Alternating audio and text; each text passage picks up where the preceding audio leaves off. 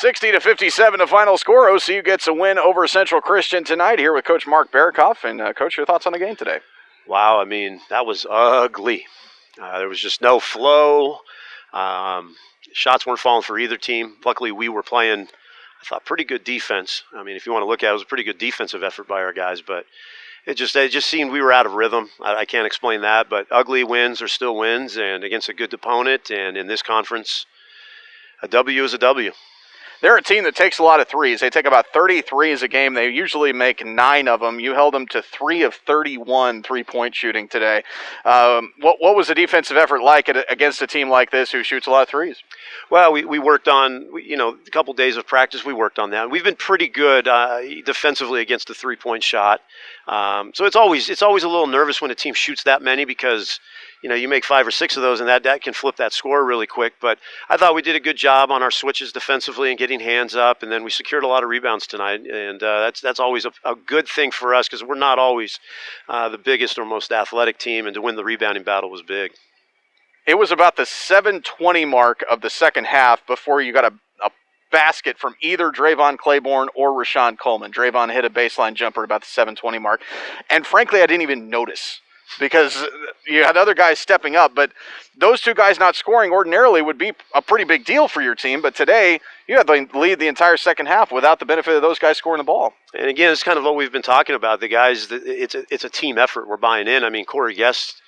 Yep, Corey maybe made one shot. I don't know if Sean even made a shot. Drayvon, right. But Ryan Burt made some big shots down. Then Romario, I think he had a double-double again. Yep. Romario came up big. I thought you got good minutes from Dadrian and Zach. Bonifay hits a big shot. So we battled. And you can see how we started from the beginning of the year to right now. And I'm proud of the group for having a game like this and figuring out a way to win. Tell me about Romario's confidence right now, because usually he's getting the tough buckets. He's dribbling into the lane, getting jump hooks over both shoulders. Today, I'm not sure he took a shot inside the lane. He's taking 15-footers and hit a 3 from the top of the circle, too. Well, he works on that a lot. He's always trying to get on Coach Tunstall about, I want to work on my perimeter game, and I think they've been working on it a little bit. But it makes him even a tough guy to guard, because if he could step out and hit those, then he opens up all of his package of his game. But yeah, I mean, he's got to be playing as well as anybody in the conference right now. And I think tonight the length gave him a little bit of difficulty, so he kind of kept moving farther out. But he was big, 20 and 14. That's a huge night. And you mentioned Dadrian Homebrecker. I thought in the first half, maybe the best stretch that we've seen Dadrian this year, starting to play with more confidence as well.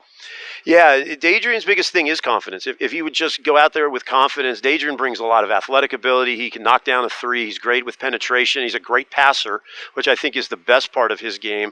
It's bringing the energy every single night and every single day. And that's once he figures that part out, Dadrian is going to be a very, very tough player in this conference. You told me early on in the season that your team hadn't figured out how to win yet. Have you figured out how to win yet? I think tonight showed that because we had nothing going offensively. But we kept getting stop after stop and figuring out a way. And we kept figuring out a way on the offensive end to get to the free throw line or get a steal and make a layup.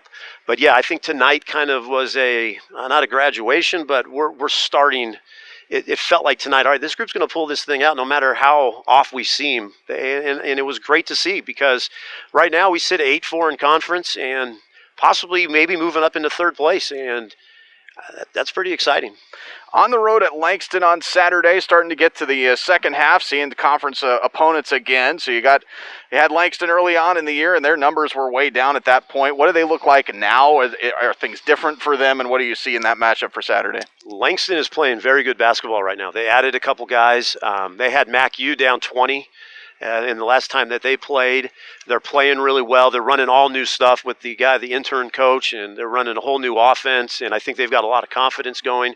I told the guys one game at a time. Tonight's a big one. Let's enjoy it tonight. Now we got to go get ready for Langston tomorrow, and they're going to bring an added challenge, because they're going to be tough to guard, and they're playing really well. All right, Coach, thanks a lot. 60-57 the final score. OCU gets a win over Central Christian, completing the 2-game sweep today as the Stars women's team get a 74-57 victory over Central Christian. That'll do it for us. We'll talk to you on Saturday from Langston, Oklahoma. Tip-off at 2 for the women and the men shortly thereafter. And that'll do it for us on OCUSports.com.